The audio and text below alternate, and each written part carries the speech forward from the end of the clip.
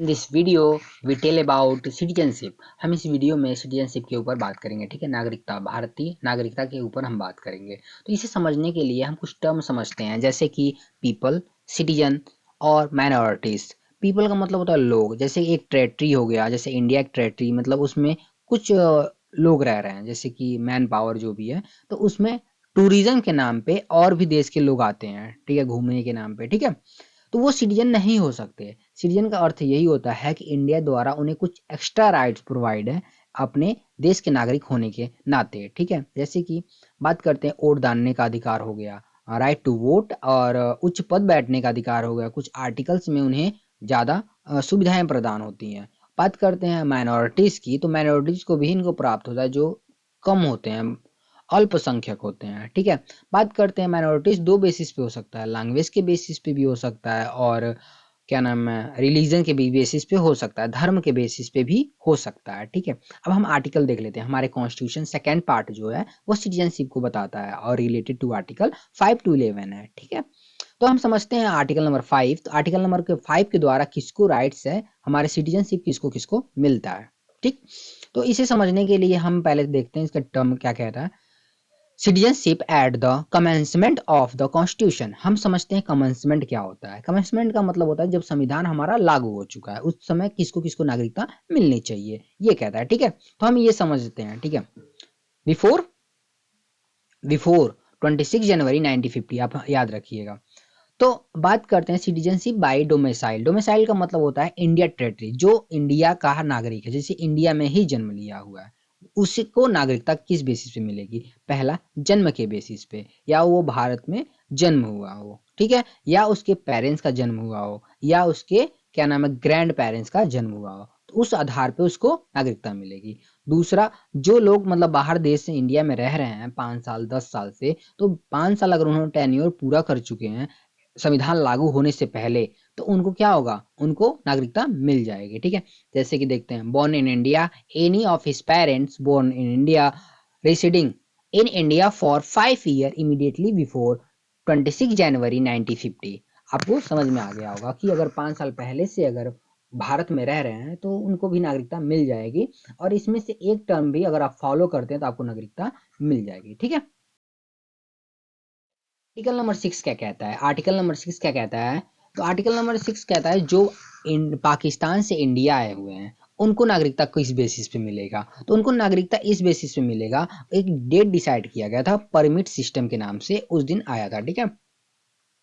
ये था 19 जुलाई 1948 को एक डेट डिसाइड किया गया था। अगर बिफोर, इससे पहले अगर आप पाकिस्तान से इंडिया आए हुए हो तो उसमें आपको कोई भी क्या नाम है, रजिस्टर नहीं करवाना है, कोई परमिट लेने की जरूरत नहीं है, आप इंडियन इंडियन नागरिक हो। लेकिन अगर इसके बाद आ रहे हो तो आपको किस बेसिस पे मतलब नागरिकता मिलेगी, आपका जन्म हुआ हो, या आपके पेरेंट्स का जन्म हुआ हो, या आपके ग्रैंड पेरेंट्स का जन्म हुआ हो, या क्या नाम है, आपको वहाँ पे 6 महीने रहना पड़ेगा, और एक ऑफिसर से, जो भी परमिट दे रहा है उस ऑफिसर से आपको साइन करवाना पड़ेगा, और सिटीजनशिप के नाम पे रजिस्टर कराना पड़ेगा। आपको 6 महीने बाद नागरिकता मिल जाएगी। इस term condition article number 6 provide करता है। ये आर्टिकल 5 और आर्टिकल 6, ठीक है, कंप्लीट होता है। आर्टिकल 6 क्या मतलब, आर्टिकल 5 हम यही समझ सकते हैं जो इंडिया में जन्म हुआ है उसको नागरिकता किस बेसिस पे, और आर्टिकल 6 जो पाकिस्तान से इंडिया आए हुए हैं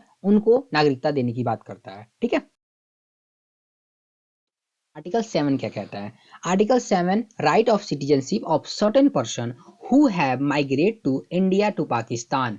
बात करता है ये जो भारत से पाकिस्तान गए हुए हैं, अगर 1 मार्च 1947 से पहले जो भारत से पाकिस्तान जा चुके हैं उनको नागरिकता तो बिल्कुल नहीं, वो नागरिक भारत के नागरिक नहीं है। लेकिन जो 1 मार्च 1947 से भारत से पाकिस्तान गए, ठीक है, लेकिन वहां उनको अच्छा नहीं लगा, वहां पे ज्यादा मतलब क्रूरता हुआ उनके साथ, फिर वो वापस इंडिया आते हैं, तो वो भी भारत के नागरिक हो गए। वो क्या कहावत नहीं है, जैसे कि जो सुबह का भूला शाम को घर आ जाए उसे भूला नहीं कहते, उसे भटका हुआ कहते हैं। तो ये एक टर्म है। तो कहने का मतलब यही, उन्हें भी नागरिकता मिलनी चाहिए, इस बेसिस पे उन्हें मिलेगी कि उन्हें भी ये टर्म कंडीशन फॉलो करना पड़ेगा। क्या उनका जन्म हुआ हो भारत में, या उनके ग्रैंड पेरेंट्स का जन्म हुआ हो, या पेरेंट्स का जन्म हुआ हो, या उन्हें 6 महीने यहाँ पे रहना पड़ेगा और परमिट लेना पड़ेगा किसी ऑफिसर के द्वारा। ठीक है। आर्टिकल 8 क्या कहता है? आर्टिकल 8 हम समझते हैं तो right of citizenship of certain person of Indian origin residing outside of India.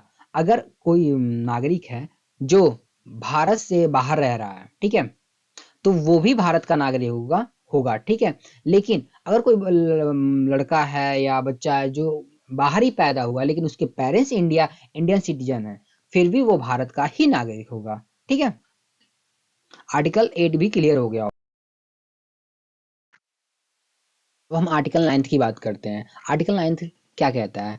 तो person voluntary acquiring the citizenship of foreign state not be citizens. ठीक है।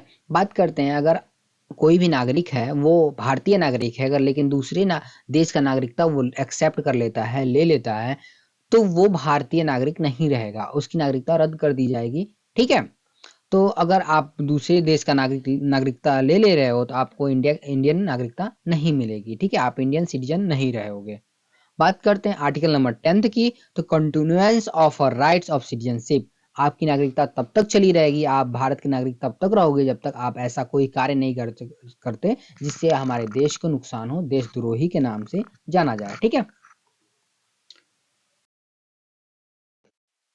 बात करते हैं parliament to regulate the all the rights of citizenship by law. जो parliament है जितने भी लॉ हैं उसको रेगुलेट कर सकता है, उस पर लॉज बना सकता है, उसे रिवोक कर सकता है। ठीक है। और बात करते हैं आप बिफोर बिफोर 26 जनवरी 1950 पे ये सारा बना हुआ था। अब बात करेगा आफ्टर आफ्टर बात जो आया है वो सिटीजनशिप एक्ट 1955 है। तो हम इस पे बात करेंगे नेक्स्ट वीडियो में या आगे कभी वीडियो आएगी। ठीक है। तो थैंक यू फॉर वॉचिंग।